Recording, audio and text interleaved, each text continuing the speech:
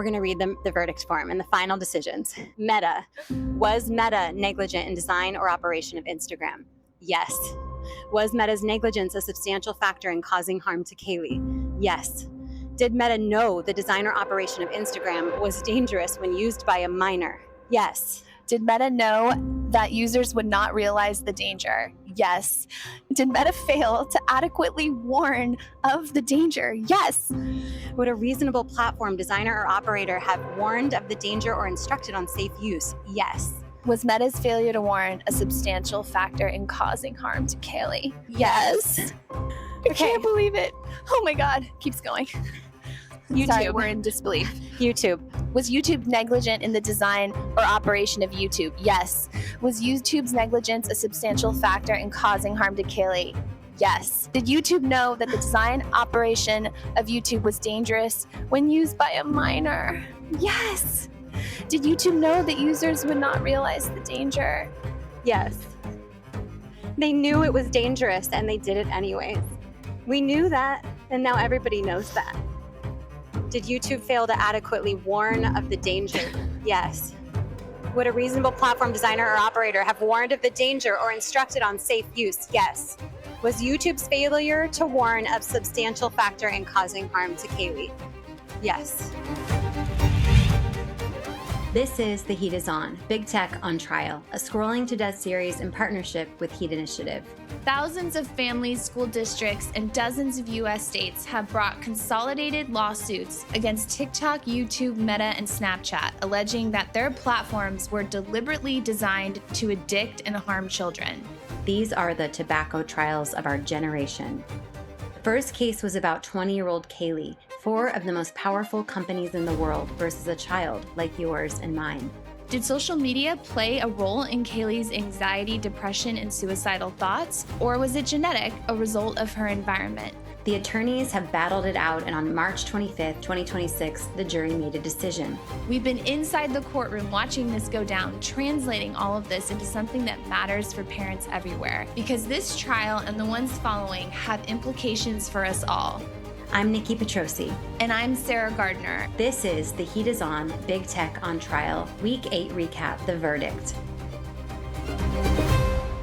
We are going to tell you what happened leading up to the verdict, break down the jury's decisions, and tell you what's next for the movement. Today, we're joined by attorney Laura Marquez Garrett of the Social Media Victims Law Center. We also have appearances by youth advocate Lennon Torres and parent survivors Amy Neville, Juliana Arnold, and Lori Schott.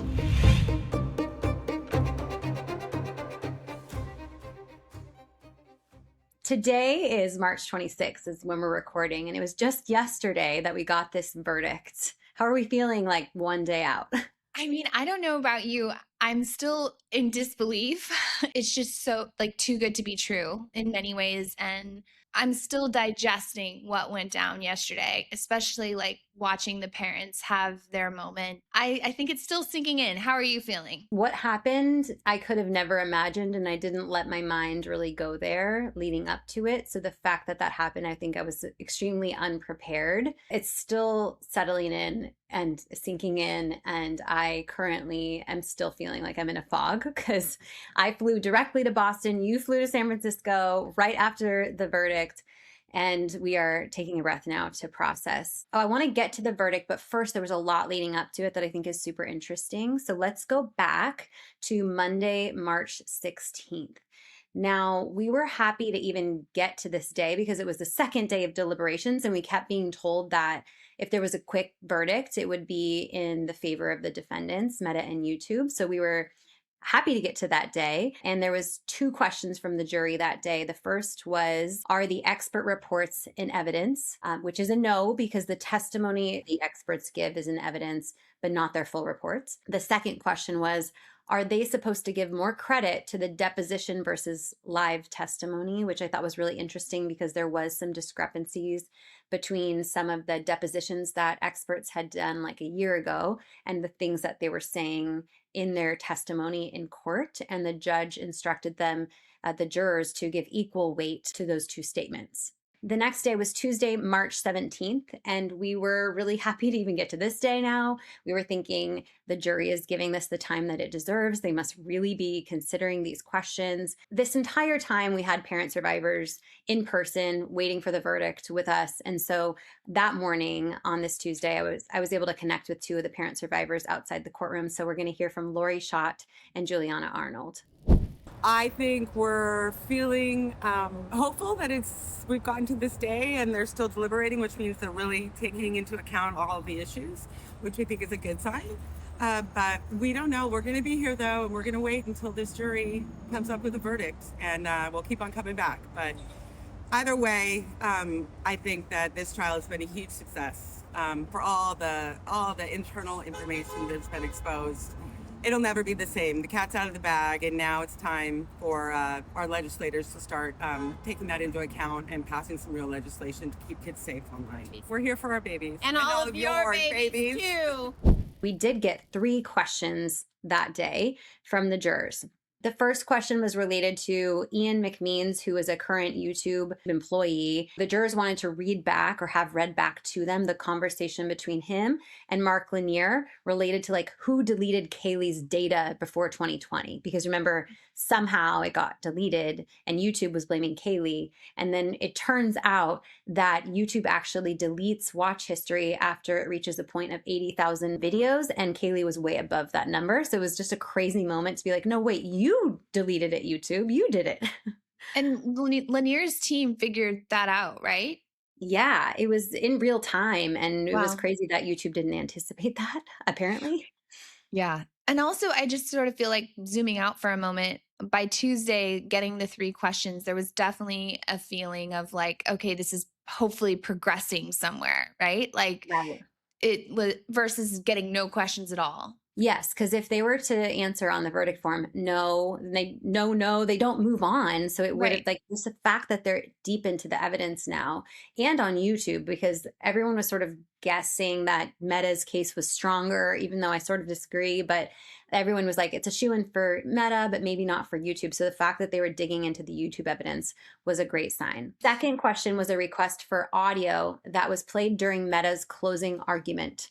And this was when Kaley was getting interviewed by Meta's hired medical expert, Dr. Sonia Krishna, and where Kaley says that her dad makes her depressed because he's not in her life. And I really cued in on this moment where Kaley was asked when that started, and she said around 2015. And I was like, 2015, she was 10. She was already on YouTube for years and Instagram for a year. And so with Meta and YouTube's argument being like, her dad caused her problems. Well, here's Kaley saying that she didn't feel that way until after she started using social media. So I really loved that moment of getting to play that back for the jury. Well, and also, as you've educated us too, all of this was about demonstrating that Meta and YouTube played a significant role in the harm, not that they're the only reason, which for me just like changed everything because it was a major factor in it, but you don't have to prove without a doubt that it was the only factor. Exactly. And obviously, if someone's dad is not in their life, that's going to affect them in some ways and make them feel sad and potentially depressed. And no one's saying that's untrue. We're saying that social media played a role as well. Question number 3 on this Tuesday was requesting the testimony between Mark Lanier, Kaley's attorney, and Meta's medical expert, Dr. Krishna, in regards to her professional integrity. And they stated, being the only doctor stating social media was not a contributing factor to KGM's mental health, which was a great statement to read, that the jurors realized every other mental health expert involved in this, even Kaley's own treaters when she was younger, did acknowledge that social media played some sort of role in her mental health issues. That must have been a very exciting moment. Yes, and Meta did not want to have this read back to the jury. They tried to argue and get the judge to not have it read back, and the judge denied that, obviously. Like, if the testimony is there, then it needs to be read back to them if they request it. This is where we started to realize this could take a while, and Mark Lanier touched on that outside the courthouse on Tuesday evening, early evening. We're hitting the meat of the bell curve. The problem, if Kaley's going to lose and the defendants are going to win, that's a quick and easy no. And if you answer no to basically two different sets of questions, it's over. If Kaley's going to win, they've got to answer a whole lot more questions. They've got to figure out money, and they've got to figure out a lot of things that take time. So the longer it takes is generally the better. But this is a world of anybody's guess. And so it might be that they're still on those first two questions. They're just deadlocked 6-6. It takes 9 people to vote to move to the next question. So now we're at Wednesday, March 18th, and we were starting to feel like we'd like this to happen, just the people sitting around the courthouse. Mark Lanier pulled me aside one day and was like, start paying attention to the jurors' wardrobes, because on the day when they anticipate giving a verdict, they'll start to like dress up a little bit more. And so I remember I put a note here that like, okay, no changes in wardrobe. I think we're still deliberating today. Have you had the thought of like what with other big famous trials, knowing this process now about the question answer thing, that wouldn't everybody always have like a slight tip off to the direction it's going? I've been so confused by that. Anyway. Yeah, the questions really did tell us a lot, but there was also a lot of guesswork in there. I mean, at some point we just realized maybe they're just reviewing the evidence in the order it was presented, and it really doesn't mean anything except this is the order they're reviewing in. We were just happy we weren't getting called in there to be like, it's a no, we have a verdict and it's all a no. So any questions were welcome. And this day, Wednesday, there was no questions. It was so quiet until about 3 p.m. And this question was interesting. It was, is there evidence in regard to how often Instagram was used by KGM? So when we heard this question, people were thinking maybe the jurors were trying to divvy up responsibility, because we knew very clearly how much she used YouTube per day, but we didn't have a clear answer on how much she used Instagram. And that could be a way for them to break apart the penalties of like 70%, 30%, which is what it ended up being. And so there was a lot of discussion about how to present this back to them, because there wasn't a clear moment where that number was given. And so basically what happens is the plaintiff and defendant attorneys argue what they should be using for the readback, and then the judge makes a decision. And so that all happened. Timestamps were chosen, and a transcript readback took place that day. And the gist of what the jury heard is that Kaley herself reported using Instagram for about 6 hours per day, 7 days a week. I just have to add in that, like, hearing from you when the jury had a question, I'd get these like messages out of nowhere, all caps, jurors have a question. It was the most exciting thing. Like, it was just such a highlight. Because I'll tell you, then now we're at the next day, Thursday, March 19th, and I wrote down longest day of my life, ? Because there was no you got depressed questions after Thursday. Oh my God, it started to go downhill for us in the courtroom hallways. We were like, oh man, it was just very quiet. No questions, no verdict, just them deliberating the entire day. I know it was really hard to do that, but also it's such a moment of respect the process. Right? Totally. And I'm so glad that they took that long, because look what happened. But in the moment, you're worried. And we were starting to worry about deadlock. We needed, on each question, 9 needed to agree out of 12 in order to move to the next question. So now we're on Friday, March 20th, and it was another quiet day until after lunch, when we received another question from the jury. I'm going to read the question, then I want to know your reaction to it, because this was a big one.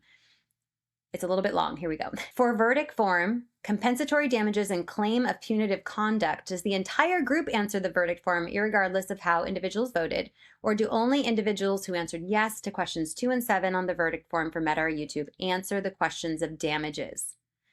What did you think when you heard that? This is when all hell broke loose. Yeah. And it was You're like, on the damages part? It's happening. Yeah, exactly. We were, I was forced to be away. And I say that because, no offense to if my friends are listening, but I had to go on a trip that was planned many, many years ago. So I was away, and it was really hard to be away, especially that day, because when that question came through, it felt like, okay, something's going to happen. I got in the car. I was immediately like racing back to the hotel to make sure I had Wi-Fi, because I was literally expecting you to call me any minute and be like in tears either way. Right. Right.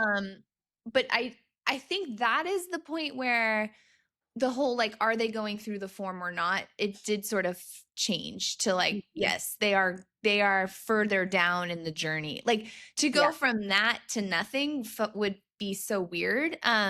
Yes. And then I also thought it was a really interesting question just because logically Totally. you would think that they wouldn't be able to, that's where you get sort of cut off. But what is the actual answer? The answer is that everyone gets a vote no matter what the question. Interesting. Very interesting. And to be clear, if the jurors answered yes to questions 2 or 7 on the verdict form, then they move to the damages form, which is the amount of money that Kaley gets awarded and then the percentage of who pays what. And so the fact that they were on the damages form in this question means they answered yes to 2 and 7, means they had moved through the form. Yeah. And it was so exciting to know that they were that far along and had not hit a no and then ended at that point. So we were super, super excited and ready to then hear a verdict, which we did not hear by the end of that day, which was the excitement and then the lull again, you know? It really felt like having a baby. It felt like watching somebody go into labor. It was like, is it starting? And like you see,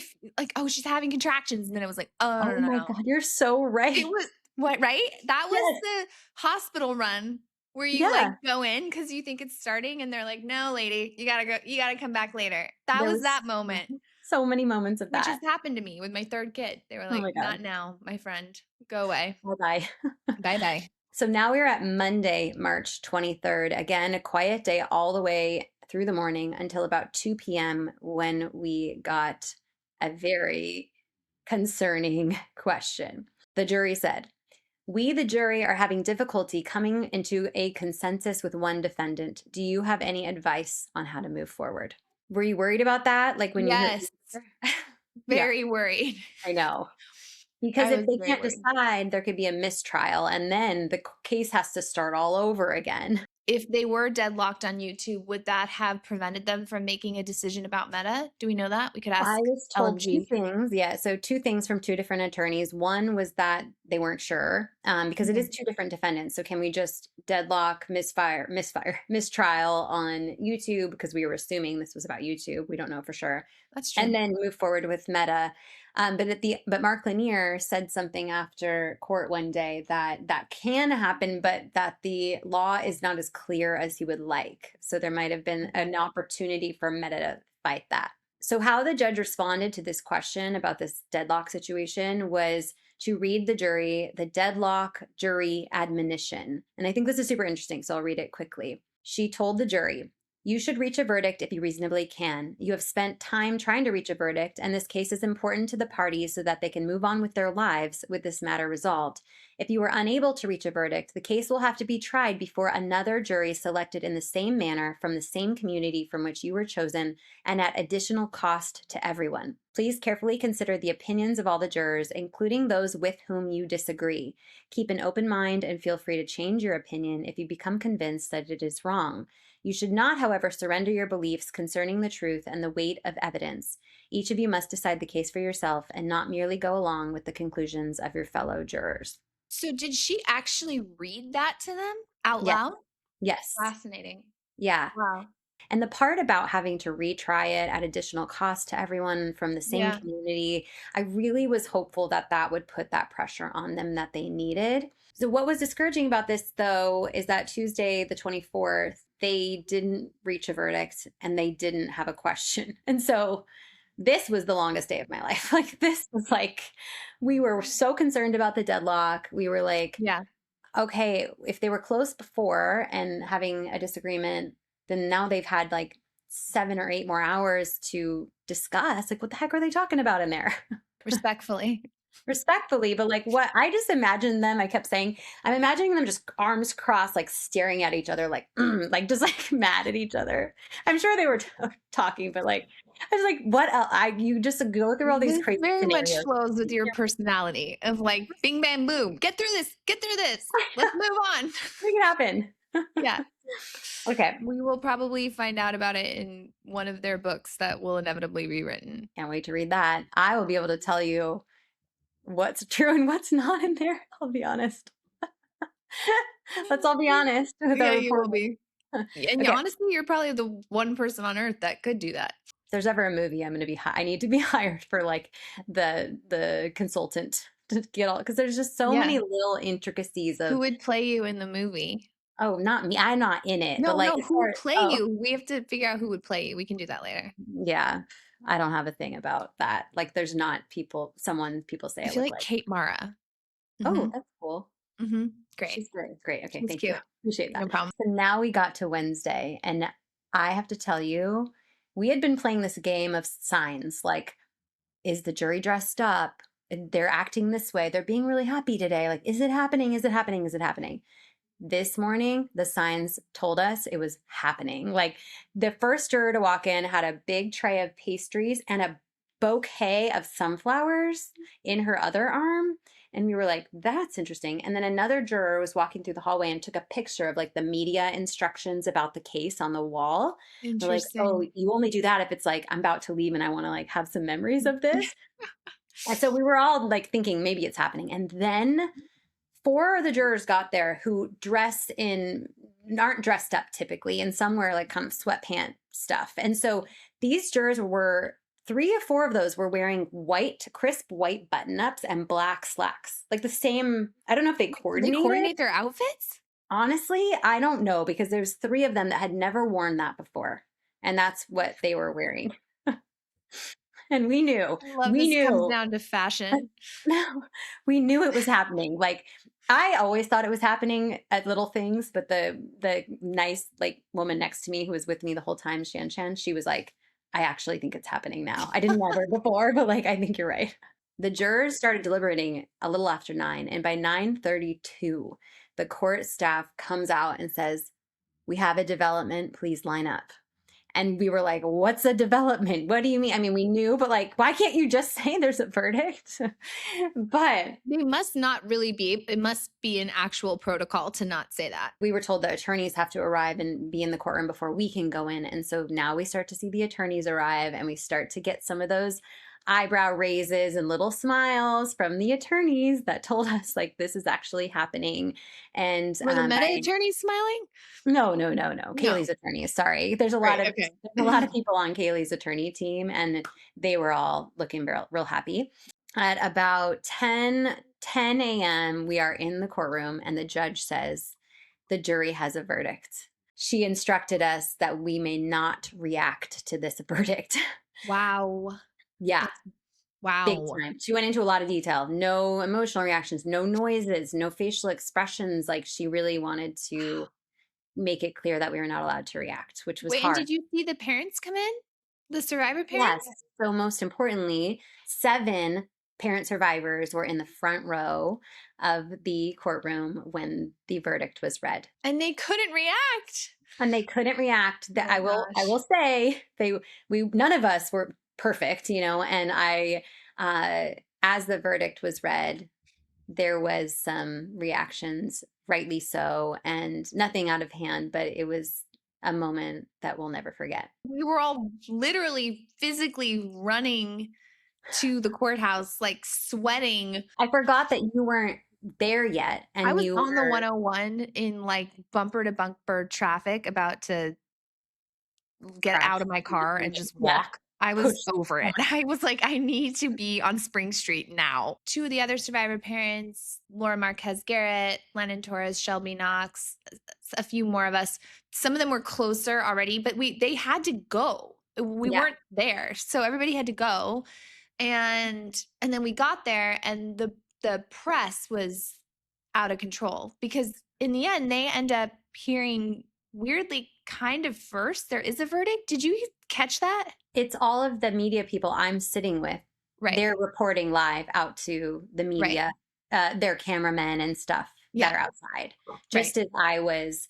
So basically, as the verdict is read, I have a Google Drive document up, and I had preset the form in there with checkboxes, yes or no, for each question. And so you guys are all gathered outside watching the document while I click yes or no. In this case, all yeses, as I heard the verdict read. We go to pull up this Google Doc, and because it's me and my devices, I have to update freaking everything to open this document. Yeah. So I'm like updating Google Drive app like in real time. And Lennon's like saving my life, taking me off the Wi-Fi because now we're like down to the minutes. And so Yeah. we open it and we sit down on the steps and we just like really naturally got like really close together. And it was like watching like Casper the Ghost checking because we didn't know where you were, and we would just like watch with anticipation. The Yeah. media just came in around us to get the reaction. And I don't even remember seeing them or like feeling them.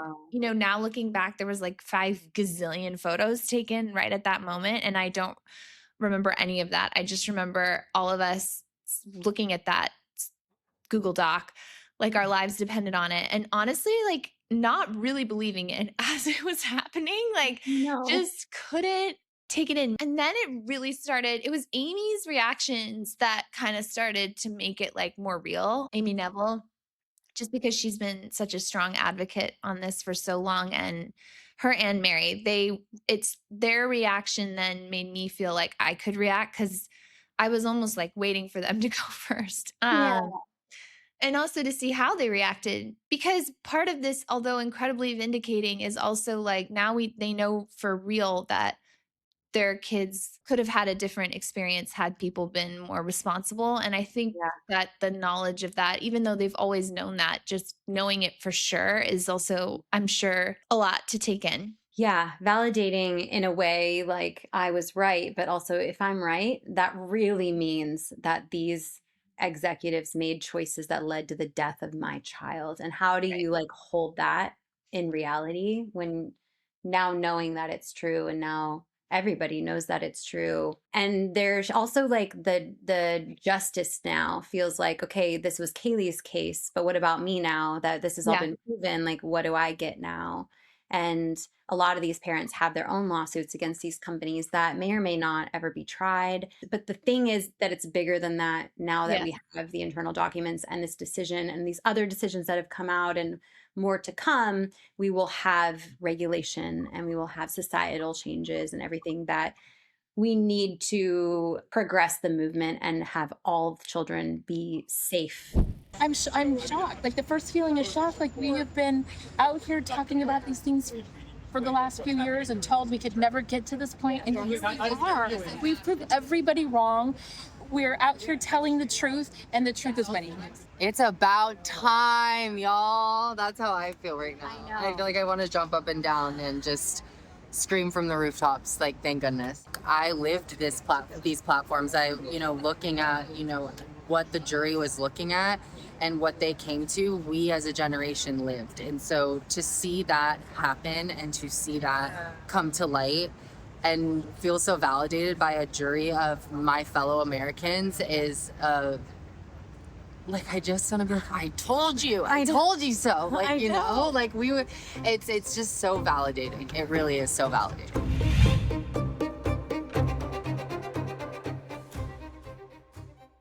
Now let's move into our section called Lawyers Said What, where we're bringing in Laura Marquez Garrett to answer some of the more legal questions that you guys have. How will this trial affect the other trials to come in your mind? And also, is anyone personally liable at any of these companies from the outcome of this case specifically? I don't think so, but I wanted you to tell us. I'll go backwards, which is, I believe in some of the earlier opinions, at least in the federal court, that Zuckerberg got sort of a pass for now. I think it was without prejudice. So meaning at some point we could revisit that. So there would not likely be any personal liability out of this. And then in terms of how it impacts, so this is, you all know this, being in this space, like everything is connected. This is the We Are KGM behind me, right? And so there is no direct impact, right? There's no precedential, if you will. And we also can't predict if and when there will be a settlement. And now again, these are not class actions, these are mass torts, everyone stands alone, but there is no way to predict what Meta will do. And frankly, if I were to predict, I would say, again, they're making billions of dollars. Like, how much was this compared to how much they will make in 30 days? And this was 60 days, right? So this trial takes 60 days, 6 million. They make more than $6 million in 60 days. They make a lot more than $6 million in 6 days. So until we get that number, until we get the public pressure where their stock goes down, people stop using their product, if we can get that monetary hit high enough that Meta is now losing more than it's making, that's the impact, right? So this is not about the $6 million. This is about the fact that the world just saw 2 verdicts in 2 days. And hopefully that will have that ripple effect where people will say, well, I'm done with Facebook. And no, my kids can't use Instagram. I don't care if a counselor or a teacher tells me it's okay for bonding. It's not. There's a great big warning sign that we're working on inking and sticking up next to these products that say, hey, this could cause addiction, anxiety, depression, self-harm, suicidality. Don't do it, or do it with your eyes open. Can you speak to what happens next? And a lot of people are asking, like, okay, well, yeah, Kaley's getting paid, but are they going to change their platforms? Like, what's next? In June, the school district case is starting, and everyone keep your eyes on that, because that's going to have a whole nother corpus of evidence that we would not have been able to get in this case due to relevance. And then you have the AG case in August in Oakland, the federal court, which is where the school district is. We have the next individual case here in July. We have, look, SMVLC is going to be filing a lot more cases and new types of cases. Again, it's not going to be any one case. So we're going to keep going, case after case after case, theory after theory after theory. We are going to test it. You know, Matt Bergman teaches a course, and it's like litigation, the art of warfare. And that is what he has been doing since day one. This whole thing has been a strategy of, okay, we go after them here. And then once we get that sort of set up, we go after them here, and then here, and then here, and then here, and then here, because all we got to do is find those holes in the armor. And that's what we have to keep doing to these companies over and over.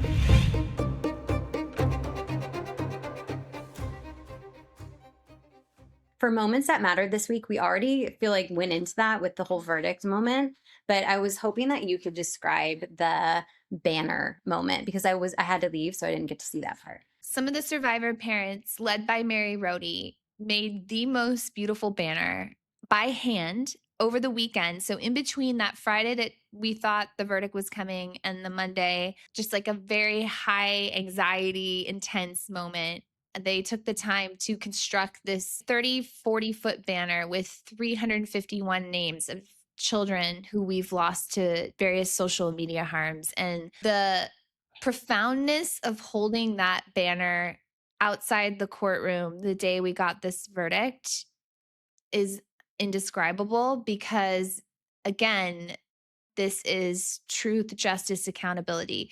These kids did not die just from an accident. There was bad choices that were made that led in part to their deaths. And now finally someone's going to be held accountable. And so it was like, we talked about this whole journey that the children who we've lost, the angels that we've lost, have been with us and have been in the courtroom with us the whole time. And so just to see their names outside of the courtroom and have the survivor parents hold the banner sort of for a moment of silence and honoring their memory was just incredible. The visual was, I was on a plane, but the visual was so amazing, and it got picked up in different outlets. And I know they were up to like 3 a.m. working on it multiple nights. And so these parents just don't stop. They just fully don't stop, and they're not going to stop. They'll be in DC soon advocating and taking this verdict and making it into law. Like, we need to be proactive now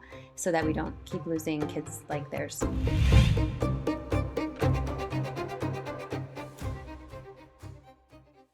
We want to bring people in on what's next for The Heat Is On, given that this trial is now done. And the next trial that we want to cover in detail is being tried in California federal court, and it's part of MDL is the legal phrase, multi-district litigation. And it's a different consolidated group of cases, which includes thousands of more families like Kaley's, thousands of school districts, and dozens of US states suing the same 4 companies, Meta, YouTube, TikTok, and Snap. And so the first case that we want to cover, this one in Oakland, in California federal court, is brought by Breathitt County Schools from Jackson, Kentucky, and will begin on June 15th and is expected to last about 6 weeks. And so we want to be there documenting this process in a very similar way that we did for this trial here in LA.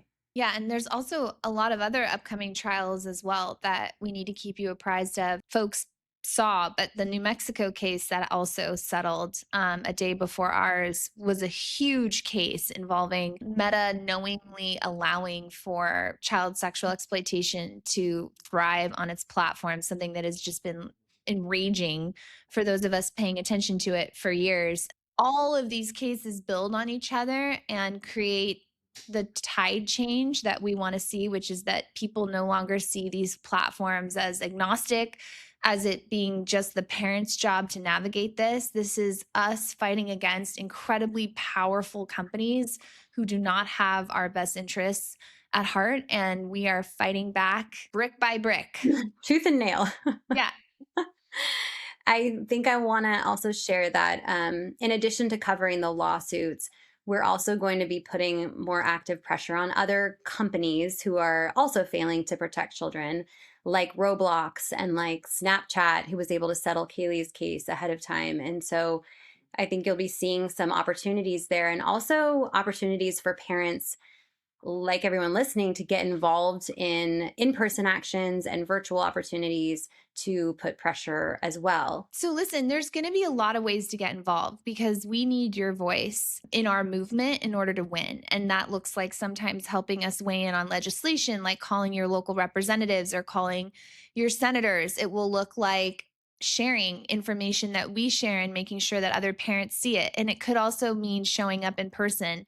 We have an incredible opportunity coming up at the beginning of summer, which is Social Media Victims Remembrance Day. It's June 23rd. It was founded by two moms who both lost their children on the same day, June 23rd, to different social media harms. And we use it as a day, again, to honor and remember those that we've lost, but also to demand action and change. And so we have a form up on our website where you can send us a little bit of information if you're interested, or get information about what's going to happen, because we would love for you to join us. And this could very likely be a time when Congress is seriously considering legislation coming out of the trials and having sort of more momentum and pressure. So seriously consider joining us in DC this June to help us create the movement. And the form has some questions about what might work best for you regarding what day of the week and different details. And so I'll include that form in the episode notes.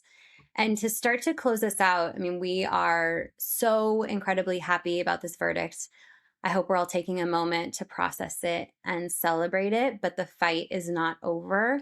And just like, you know, the fight against big tobacco, this is a journey that we have a template for. And actually, the team at Heat and others have studied the arc of justice around other social movements like big tobacco. And so we know a lot because of the work that you guys have done, what we need to do to win.